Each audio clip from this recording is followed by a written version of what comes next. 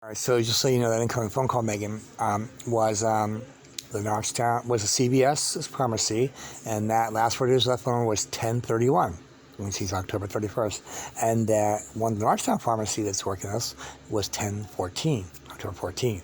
One the Lieber, one is not. Okay, that's what I'm saying. It's very important you know that. What I was trying to say earlier is these are going up now. So now they're going up uploading because it took a half an hour to upload that last one. So another one went pretty quick.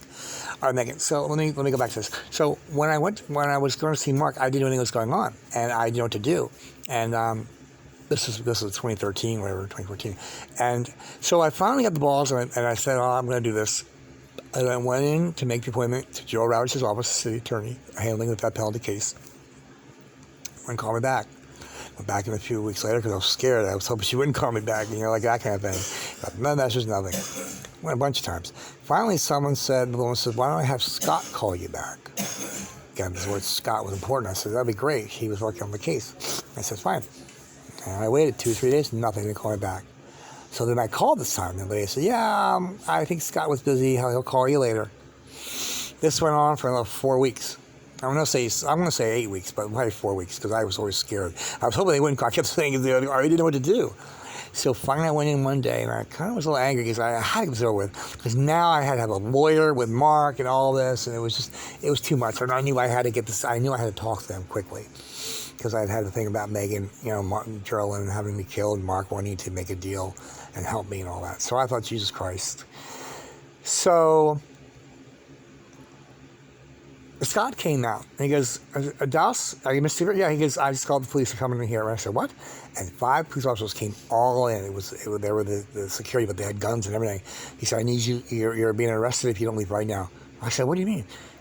I said, "I have information for you on the Capello versus State death penalty case." He goes, "I don't care. This is not how you do it." And he went off of me. Came around the corner. He sat me down in a chair. All of them standing around with guns, and him standing on top of me. Never forgot that. I was scared out of my mind. I was like, "I can't go to jail." He kept saying, "You're going to jail right now." This is what I'm saying. He was pissed. I'm like, "Yeah, tell me, Scott, what's going on?" And he, "Don't call me Scott, call me Mr. something, or whatever." He said, you have to go over and talk to the police station. You can't do this route. You can't do this. He goes, "I don't care what information you have, it's irrelevant." He said, "That's the way I'm going to handle it. Do not come back here in this office ever again. Go over there." And I said, "He goes, no." And the guy went to handcuff me. I said, "No. He goes, "Get out of here right now." And I walked out, scared of my mind. I walked out. I was like, Jesus Christ almighty, this is unbelievable. I didn't know what to do. I had no idea. I already been kicked out of courtroom once for saluting him. I just saluted him. It was just me and him there. I just wanted to see. He just had every 30 days, every 2 weeks, he would go in, and he didn't know I was there, and he was smiling. I didn't know. I have no courtroom etiquette. I'd never really been in a courtroom before. So I just thought, okay, well then we'll figure this out. And so finally, I waited some few days. So I was scared because I know, okay, so the police. And I was just perplexed. I was studying about the case. It became everything to me. I'm going to talk about it a few more times. So then I went over there, and he didn't know that I was going to the police. He didn't know what I was doing, and because I knew I'd probably get him in trouble. But he said he would help, and he didn't admit that Gerlin did ask her to kill me and stuff. So then I finally went over there. And I said to the officer, and she said, "Sure." I said, "I have information on the Capello versus State." She said, "Oh, the Capello case, the death penalty case." Yeah. I said, "Yeah, the triple homicide." Everybody knew it. He was a superstar. Everybody knew Capello. That was a big case for Santa Rosa. It was the first time since Polly Clasp in that county that someone would face the death penalty. So it was pretty bad. Polly Clasp was murder raped. So, and he was facing death penalty. None of this had worked out anywhere near. This is 2013 or whatever, 14. So, the woman gives me, I said, "I'm going to have the case." She looked at the case. She goes, "All right, Detective such and such, handle that case. I'll have him call you." And I said, "What's his name?" She wrote it down. And she said, "He'll call you." And I gave her the number. I left. I waited, God knows, probably 2 weeks because I didn't care. I was scared. Like when you're kind of getting bad news, you don't want to do it, but you do and you don't. That's one of those things. Like with my eye surgery, I got to get it done, but I do and I don't. But I'm losing my eye. So, nothing. So one day I'm kind of frustrated. I'm over by the jailhouse. I'll pull back in again. I had the card. I went in. I said, hi, such and such. No, he's not. I said, listen, and I went through the whole thing again. It was a different lady. She said, oh, yeah, the Mark Capella case. That's an interesting case. Do you have more information? I said, yes, I do. It's interesting stuff. And she said, can you tell me a little about it? I said, well, he might have been. I have evidence that he was hired to kill somebody years ago. And she said, that would be interesting. I said, yeah, I know. See, I was scared because I knew that I gave him, but it didn't matter. He was faking death penalty. So it really didn't matter. But I was perplexed, I didn't know what to do because Mark was my best friend in the universe. I mean, we had all these major plans together. We were bringing the Vatican down together. And I just stopped talking to him for a while, a few years, I kind of just stopped talking to him because we were just, and then the day I went to Google him, I was finally in Los Angeles. I just got to Los Angeles. I talked to him all the time. I talked to him when he was down in, last time I talked to him, he had a hedge fund, and he was down in South America. But I guess now he was actually getting marijuana. I didn't know that. I guess he was brokering he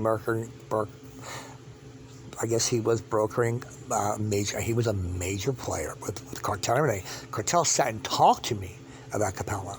They would meet me there at the courthouse. This all went on for 5 years, Megan. This isn't no joke.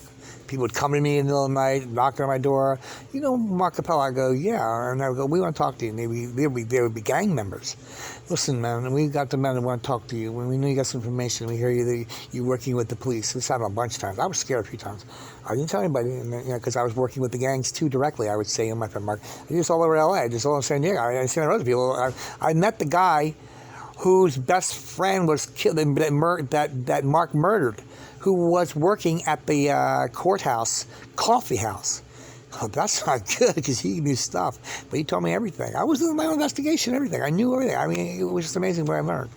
I was really busy on that case, and I still have things today that Jill Roberts could use. But I don't do it now because she never contacted me. I finally found a phone number to give her information on recordings. Because when I was in the house at the house, when I finally given up because this time the police never called. I went there 4 separate. And they would never. It was going on for months, and I just knew I was being blown. I was being. So if I went to Pelican Bay, I went to talk to the warden up there because I figured that he's going to go there. I had bigger plans, and I went back down, and it was just I was all over the place. I didn't have nobody would help me. So finally, because I knew he was guilty. I knew he was going to go to jail. But, it just seemed like, all right, so now we're going to learn this definitely. We're going to back out and we're going to figure it out. And then when the trial started, I was supposed to be there. My car broke down. I was thinking at that house. I thought, you know what, maybe I'll just wait. And that's when everything came to teaching. It was unbelievably overwhelming. Let me put this up on the website in case it stops recording.